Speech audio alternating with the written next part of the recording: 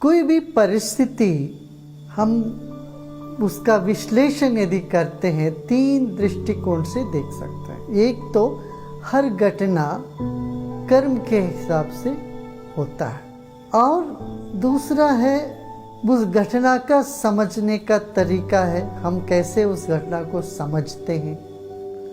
और तीसरा है काल का, अंकुर फूटा, एक बीज पौधा बन गया।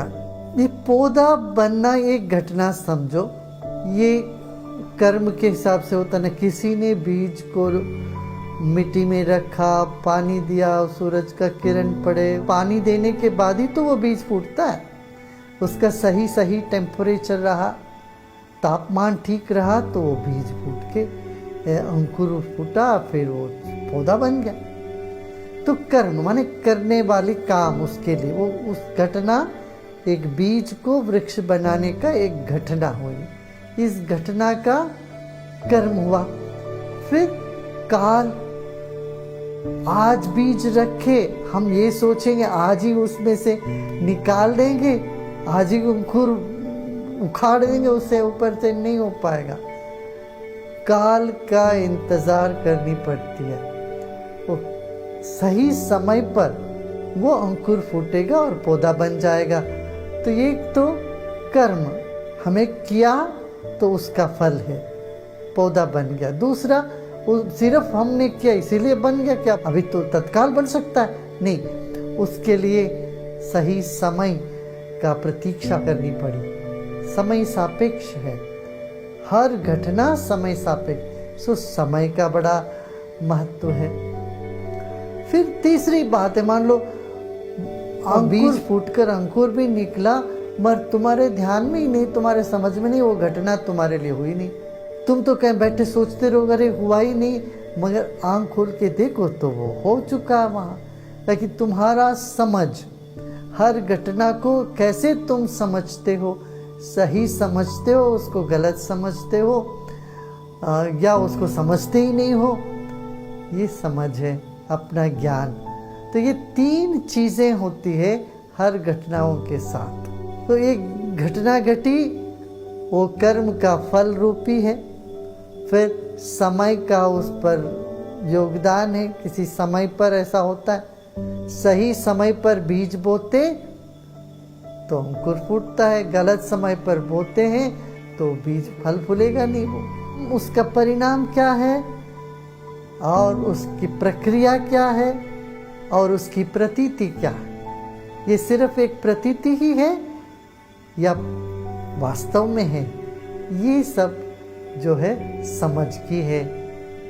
हाँ, ऐसे ही सारा संसार को हम देखने जाते हैं, यहाँ सब कुछ घटनाएं, जितनी भी घटनाएं हो रही हैं संसार में, ये सब कर्म के हिसाब से हो रही है। कर्म माने ये नहीं है कि निराशावादी नहीं, अरे सब भगवान ने क्यों किया सो हो गया, नहीं, ऐसा नहीं। कॉज एंड इफेक्ट इसको बोलते हैं, कारण और कार्य, कार्य और कारण रूप है सारा संसार। ये सब घटनाएं उसके अंतर्गत ही आता है। बिना कारण के कार्य नहीं, बिना कार्य के कारण नहीं। तो कार्य कारण माने संसार के हर चीज कारण से बंधी हुई है और कार्य से बंधी हुई है और काल से बंधी हुई है, उसी काल पे होता है। जितना भी तुम प्रयत्न करते हो, सही समय आता है तभी वो फल देता है। अच्छा, सिर्फ समय को ही पकड़ के बैठ जाएं, वो भी नहीं। सिर्फ समय के पकड़ के बैठोगे तो तुम कर्म ने कर्म को छोड़ दिया, प्रयत्न छोड़ दिया, तो भी नहीं बनेगी बात। सही समय आ गया, बारिश हो गई, तुमने बीज नहीं बोया तो कुछ फसल नहीं आने वाला, और गलत समय पर बीज बोया तो फसल नहीं आने वाला। ऐसे ही जीवन में भी सही समय और कर्म, और दोनों के साथ क्या, ज्ञान, समझ, ये तीनों होनी चाहिए। कोई आप कुछ काम करते हो, गलत होता है, फिर मन को दुख होता है। ये दुख कैसे हुआ? समझ से हुआ। समझ को ठीक करो। जो अभी दुख लगता है गलत लगता है, इससे भी कुछ भला ही हुआ है। दूध बिगड़ गया तो पनीर बन गया, दही बन गई। तो इस तरह से हमारा समझ या दृष्टिकोण बदलता है तो मुक्ति मिलती है।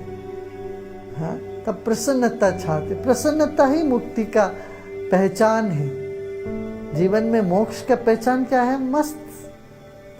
जो मस्त है समझ लेना वो मस्ती में वो मोक्ष है। ऐसा नहीं शराब पी करके जो मस्त हो जाते, वो मस्त नहीं होते, बेहोश होते हैं। होश में मस्त हो जाए वही मुक्ति है। बेहोशी में तो मस्त हो ही नहीं सकते, कोई जड़ता पकड़ लेता है उसको। तो प्रसन्न चित्त मोक्ष का, मुक्ति का आधार है और इसको हमें अभ्यास करनी पड़ेगी। अभ्यास करने के लिए समझ, क्या यही जो भी हो रहा है कर्म के वजह से हुआ, कुछ कर्म अच्छा बुरा जो भी कर्म उसकी वजह से हुआ। दूसरा काल के वजह से हुआ, एक काल ऐसा आया, काल ने ऐसा कर दिया, काल करे सो होय, है ना, सुना है ना, ये तो कहावत है, कर कर के कुछ नहीं होगा, काल करे सो होय। तो काल का प्रभाव ये माने, काल का प्रभाव यही है, जब सब जितना भी तुम अच्छा करोगे तब भी तुम्हें गाली सुनना हो तो सुनना ही पड़ता है। काल का प्रभाव है और वो तुम्हें मजबूत ही करता है, कहीं ना कहीं तुम मजबूत होते निकलते हो। ये समझ है। कर्म और काल से हमें दोनों अच्छा ही होगा। क्यों? हम शिवो हम में हैं, हम शिव के साथ जुड़े हुए हैं। हमारे भीतर आत्म तत्व में वो बल है। आत्मा के अधीन है काल और कर्म दोनों। जब हम अपनी आत्म सत्ता में विश्राम करते हैं तो कर्म भी हमारे अनुकूल और काल भी हमारे अनुकूल है। कुछ प्रतिकूल होता नहीं है, उस पर प्रतिकूल सा भास होता है, अंततो गत्वा सब अनुकूल है। तो ये तीन चीजें फिर से याद कर लेने। क्या? हर चीज होता है कर्म के वजह से, दूसरा काल के वजह से, और तीसरा हम जैसे उसको समझते हैं उस हिसाब से उस पर हमारे पर प्रभाव होता है उसका, है ना।